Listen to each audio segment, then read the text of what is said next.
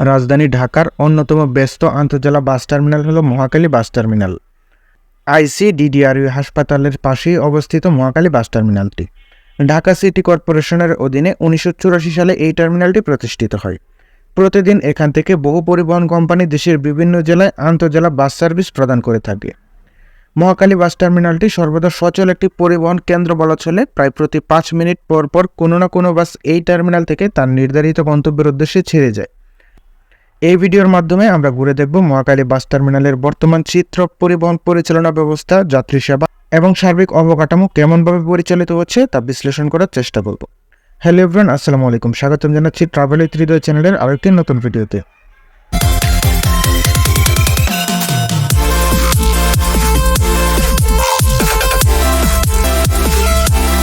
Mohakhali bus টার্মিনালে একটি পরিচিত নাম হলো এনা ট্রান্সপোর্ট। তবে বর্তমান পরিস্থিতিতে তাদের শক্ত অবস্থান ধরে রাখা কিছুটা চ্যালেঞ্জের মধ্যে রয়েছে। এনা ট্রান্সপোর্ট এখনও বেশ কিছু রুটে সার্ভিস চালাচ্ছে, তবে তাদের প্রভাব আগের মতো দৃশ্যমান নয়। বিশেষ করে ঢাকা সিলেট রুটে তাদের যাত্রীবাহী বাসগুলো চলছে, তবে বর্তমানে বিভিন্ন কোম্পানির উপস্থিতি কিছুটা বেড়ে গিয়েছে। এছাড়া ইউনাইটেড পরিবহন এবং বিলাস পরিবহন এখন এই টার্মিনালে তাদের অবস্থান শক্তভাবে তৈরি করার চেষ্টা করছে। তবে এই দুটি কোম্পানি বর্তমানে উল্লেখযোগ্য সংখ্যক বাস পরিচালনা করছে এবং যাত্রী সেবার মানও অনেকাংশে বৃদ্ধি পাচ্ছে। তবে বিলাস পরিবহন এখনও এনার সাথে প্রতিযোগিতায় যেতে সক্ষম নয়। তবে ইউনাইটেড এবং বিলাস তাদের আধিপত্য বৃদ্ধি করছে এবং সময়ের সাথে সাথে প্রতিযোগিতায় এগিয়ে যাচ্ছে, তা নিঃসন্দেহে বলাই যায়। এক্ষেত্রে দেখা যাচ্ছে মহাখালী বাস টার্মিনালে প্রতিযোগিতা বাড়ছে এবং কে কতটা দাপট রাখতে পারে তা নির্ভর করছে তাদের বাস সংখ্যা, সেবা এবং যাত্রীদের আস্থার উপর। ভিডিওতে দেখতে পাচ্ছেন বিলাস পরিবহনের একটি মার্সিডিজ বেঞ্জ চেসিসের নন এসি বাস, যার পাশে রয়েছে আরেকটি মার্সিডিজ বেঞ্জ চেসিসের এসি বাস এবং আরও নন এসি বাস। এই মার্সিডিজ বেঞ্জ চেসিসের নন এসি বাসগুলো কিন্তু হানিফ এন্টারপ্রাইজ তাদের নিজেদের জন্য তৈরি করেছিল। বেশ কয়েক ইউনিট মার্সিডিজ বেঞ্জ বাস একসাথে রেডি করেছিল, যার মধ্যে কিছু বাস বিলাস পরিবহনের বহরে যুক্ত হয়েছে এবং কিছু বাস হানিফ এন্টারপ্রাইজে। এই মার্সিডিজ বেঞ্জ চেসিসের বাসগুলো এখন ঢাকা সিলেট রুটে সার্ভিস প্রদান করছে। যেমনটি আপনি দেখতে পাচ্ছেন, বিলাস পরিবহনের এই মার্সিডিজ বেঞ্জ চেসিসের বাসটির পিছনে মার্সিডিজ বেঞ্জের লোগো পরিষ্কারভাবে দেখা যাচ্ছে। এছাড়া বাসটির বডি শেপও খুবই রুচিশীলভাবে ডিজাইন করা হয়েছে। এটি একটি ভালো উদাহরণ যা নির্দেশ করে বিলাস পরিবহন নিজেদের সার্ভিসকে এক নতুন উচ্চতায় নিয়ে যেতে চায়। তবে তারা তাদের বেশ কিছু অশোকল্যান্ড চেসিসের এসি বাসেও মার্সিডিজ বেঞ্জের লোগো ইউজ করেছে, যেটা খুবই ন্যাক্কারজনক। এছাড়া এনা ট্রান্সপোর্টের আরও একটি বাসের দেখা পেলাম, যা পার্ক করা ছিল মহাখালী টার্মিনালের বাইরের অংশে। এটা লক্ষণীয় যে বর্তমানে ইউনাইটেড এবং বিলাসের বাসগুলো মহাখালী বাস টার্মিনালের ভেতর দিকে রাখা হয়েছে, তবে এনা ট্রান্সপোর্টের বাসগুলো বাইরের দিকে অবস্থান করছে। পূর্বে এই দৃশ্য ছিল একেবারে উল্টো। এনা ট্রান্সপোর্টের বাসগুলো মহাখালী টার্মিনালের ভিতর দিকে থাকতো এবং অন্যান্য কোম্পানির বাসগুলো থাকতো বাইরের দিকে। এই পরিবর্তন একটি বড় শিক্ষা হতে পারে আমাদের দেশের পরিবহন খাতের অনেক ব্যবসায়ী ও মালিকদের জন্য। এটি আমাদের শিক্ষা দেয় ক্ষমতার দাপটে কখনও কারো বাস বন্ধ করে দেওয়া উচিত নয়। যাত্রীদের আস্থা ও ব্যবসার ধারাবাহিকতা বজায় রাখতে হলে প্রতিযোগিতা এবং মানসম্মত সেবা প্রদানই সবচেয়ে গুরুত্বপূর্ণ। ঢাকা ময়মনসিংহ মহাসড়কে এনা ট্রান্সপোর্ট ছিল একসময় একমাত্র গেটলক সার্ভিস প্রদানকারী পরিবহন। যতই এনা পরিবহনের মালিক খন্দকার এনায়েতুল্লাহ এর প্রভাব সড়ক পরিবহন খাতে শক্তিশালী হোক, তবে এনা পরিবহন এই সড়কে যাত্রীদের জন্য বিশেষ সেবা প্রদান করেছে বলাই যায়। যদিও মালিক পক্ষের ক্ষমতার প্রভাব অনেক ক্ষেত্রেই আলোচনার সৃষ্টি করেছে, কিন্তু এই কথা সত্যি যে এনা ট্রান্সপোর্ট কখনো সার্ভিসের মানে কমতি রাখেনি। তিনটি ভিন্ন দিক দিয়ে এনা ট্রান্সপোর্ট ঢাকা ময়মনসিংহ মহাসড়কে আধিপত্য বজায় রেখেছিল বলা চলে। প্রথমত সড়কে গেটলক সার্ভিস দিত, দ্বিতীয়ত তাদের ছিল বিশাল সংখ্যক হিনোকে ওয়ানজে বাসের বহর, তৃতীয়ত যাত্রীদের জন্য তারা দিত বিশ্বস্ত সেবা। এনার মালিক খন্দকার এনায়েতুল্লাহ বাংলাদেশ সড়ক পরিবহন মালিক সমিতির মহাসচিব হওয়ার সুবাদে তার প্রভাব সবসময় ছিল এই সেক্টরে। যতই ক্ষমতার দাপট থাকুক, এনার পরিবহন কখনও তার সার্ভিসে কোনো ধরনের কম্প্রোমাইজ করেনি। তারা সবসময় চেষ্টা করেছে সঠিক সময়ে যাত্রীদের পৌঁছে দেওয়ার, সেবার মান বজায় রেখেছে এবং গন্তব্যে পৌঁছানোর রাস্তাকে আরও সহজ করেছে। 2009 সালের পর শৌখিন পরিবহন এই রুটে গেটলক সার্ভিস প্রদান করত, তবে কিছুদিন পর এনা আসায় বন্ধ হয়ে যায় তারা। তারপর এনা ট্রান্সপোর্ট একাই 15 বছর ধরে ঢাকা ময়মনসিংহ মহাসড়কে গেটলক সার্ভিস চালু রেখেছিল। এনার চাপে শৌখিন এক্সপ্রেস তখন লোকাল সার্ভিস দিত। এখন যদিও অনেকেই প্রশ্ন তুলতে পারেন যে এনা পরিবহন এর দীর্ঘ একছত্র আধিপত্য ক্ষমতার দাপটে ছিল, কিন্তু বাস্তবতা হলো এনার সেবা ছিল বিশ্বস্ত, আরামদায়ক এবং বেশিরভাগ যাত্রীদের জন্য সুবিধাজনক। এখন আপনি সামনে দেখতে পাচ্ছেন ইউনাইটেড ট্রান্সপোর্টের একটি গাড়ি, যেটি বর্তমানে মেরামত করা হচ্ছে। এটি একটি পুরনো গাড়ি, তবে মজার বিষয় হলো এই গাড়িটি একমাত্র নয়। ইউনাইটেড ট্রান্সপোর্টের বেশ কয়েকটি গাড়ি এমন অবস্থায় রয়েছে যেগুলো অনেক পুরনো এবং বর্তমানে রাস্তায় চলাচলের জন্য একেবারেই অনুপযোগী। গাড়িগুলো পুরনো হওয়া সত্ত্বেও তারা দীর্ঘদিন ধরেই চলছে, যা যাত্রীদের জন্য স্বস্তির বিষয় নয়। এমন পরিস্থিতি অনেক সময় সড়ক দুর্ঘটনার কারণ হয়ে দাঁড়াতে পারে এবং যাত্রীদের নিরাপত্তার প্রতি একটি বড় প্রশ্নচিহ্ন সৃষ্টি করে। এখন পর্যন্ত ইউনাইটেডের বেশ কিছু পুরনো গাড়ি সেবা প্রদান করছে, তবে এইসব গাড়ির অবস্থা যদি সঠিকভাবে রক্ষণাবেক্ষণ করা না হয় তাহলে ভবিষ্যতে আরও বড় ধরনের সমস্যার সৃষ্টি হতে পারে। সামনে রয়েছে ইউনাইটেড ট্রান্সপোর্টের একটি এসি বাস। ইউনাইটেডের এসি বাসের সার্ভিস কিন্তু ঢাকা ময়মনসিংহ মহাসড়কে বেশ জনপ্রিয়।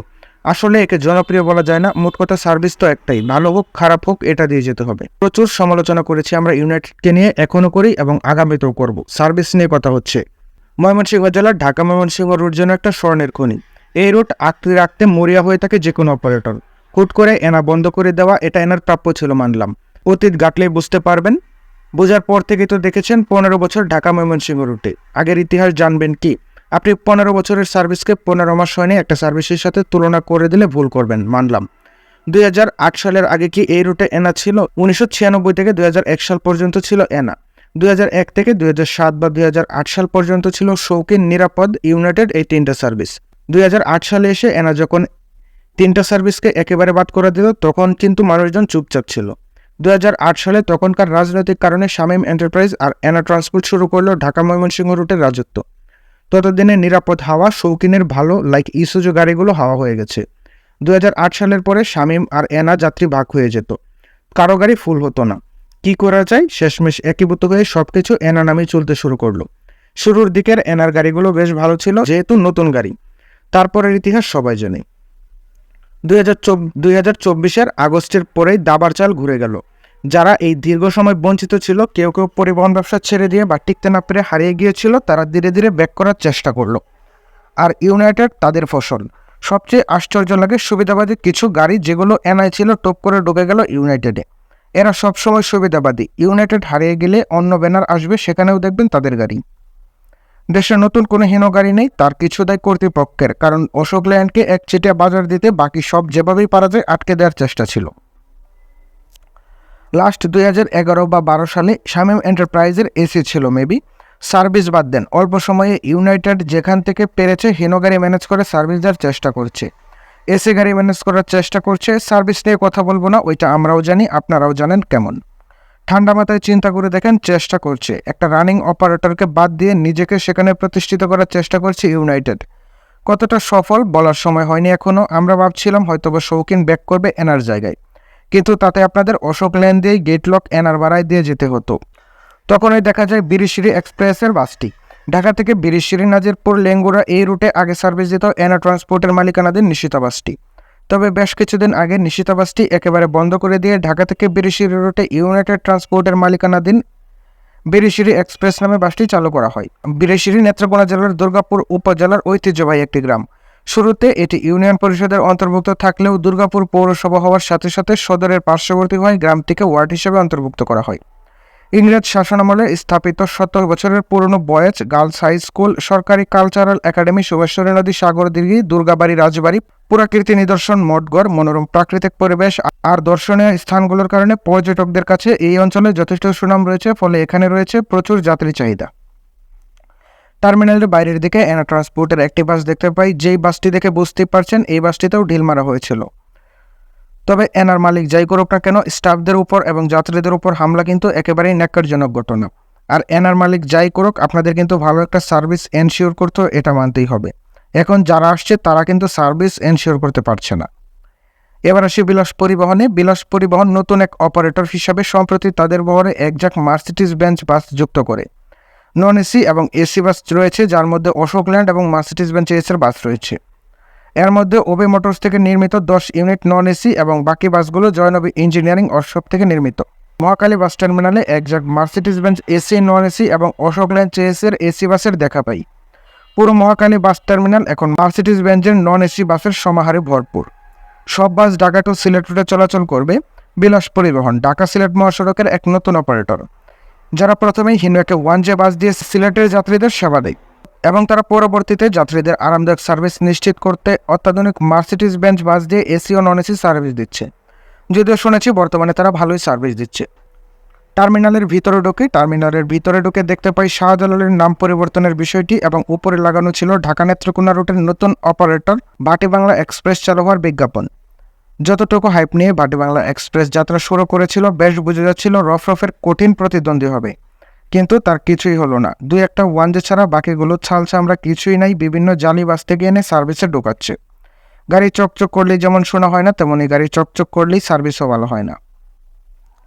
ঢাকা নেত্রকোনা রুটের সার্ভিস মাস্টার শাহজালাল এক্সপ্রেস, যা বর্তমানে নাম পরিবর্তন করে রফরফ এন্টারপ্রাইজ হয়েছে, তারা বিগত বহু বছর আগে ঢাকা থেকে নেত্রকোনা রুটে রাজত্ব করে আসছে। তার একত্রে রাজত্বে ভাগ বসাতে হলে আপনাকে চকচকা গাড়ির পাশাপাশি বেটার সার্ভিসও দিতে হবে। এমন সার্ভিস দিতে হবে যেন মানুষ তাদের ভোলার চেষ্টা করে। যেহেতু আমরা সবাই টাকা দিয়ে টিকিট কেটে চলাচল করি, সেহেতু যারা ভালো সার্ভিস দিবে তাদেরকেই আমরা বেছে নিব। আর সেই জায়গা থেকে শাহজালাল ওরফে রফরফ এন্টারপ্রাইজ এখন পর্যন্ত এগিয়ে আছে। বাটি বাংলা এক্সপ্রেসের প্রতি আমার আহ্বান থাকবে, আপনারা সার্ভিসের দিকে ফোকাস দেন, যাত্রী আপনাদের খুঁজে নেবে। টার্মিনালের এই অংশে আগের মতোই সোনার বাংলা এবং রাজীবের বেশ কিছু বাস রাখা ছিল। সোনার বাংলা বাসটার পাশেই টাঙ্গাইলের বেশ কিছু অপারেটরের বাস আপনারা দেখতে পাবেন। পাশাপাশি রাজীবেরও বেশ কিছু বাস এখানে ছিল। ইউনাইটেড ট্রান্সপোর্টের কাউন্টারের পেছনের দিকে ছিল ঢাকা মোহনগঞ্জ ধর্মপাশা রুটের মিথুন সুপারের একটি বাস। পাশেই এসি ডিলাক্সের বাসটি 350 টাকা করে ডেকে ডেকে যাত্রী উঠাচ্ছিল মহাখালী টার্মিনাল থেকে। এদিকে আগের মতোই লাবিবা আর একতার গাড়িগুলো ছিল। লাবিবার গাড়িগুলোর এখানে মেনটেনেন্স করা হচ্ছে, দেখতে পাচ্ছেন। এরপর চলে আসি পাম্পে এনা ট্রান্সপোর্টের হুন্দাই বাসগুলোর কী অবস্থা সেটা দেখার জন্য। এনা ট্রান্সপোর্টের এই হুন্দাই বাসগুলোর এখানে মেনটেনেন্স করা হচ্ছিল। হুন্দাই বাসগুলো নিয়ে আলাদা ভিডিও আসবে। এটা ছিল মহাখালী টার্মিনাল ঘিরে আমাদের আজকের যাত্রা। ইট পাথরের ভিড়ে, যান্ত্রিক কোলাহল আর মানুষের জীবনের টুকরো টুকরো গল্পে গড়া এই টার্মিনাল যেন একটা জীবন্ত দিনপঞ্জি। আপনাদের সঙ্গ, আপনাদের ভালোবাসা আমাদের অনুপ্রেরণা। আপাতত এখানে শেষ করছি এই যাত্রা। আবার দেখা হবে অন্য কোনো গন্তব্যে, নতুন কোনো গল্পে। ততদিন ভালো থাকুন, সুস্থ থাকুন, আর চ্যানেলটি সাবস্ক্রাইব করে আমাদের পাশেই থাকুন। ধন্যবাদ সবাইকে।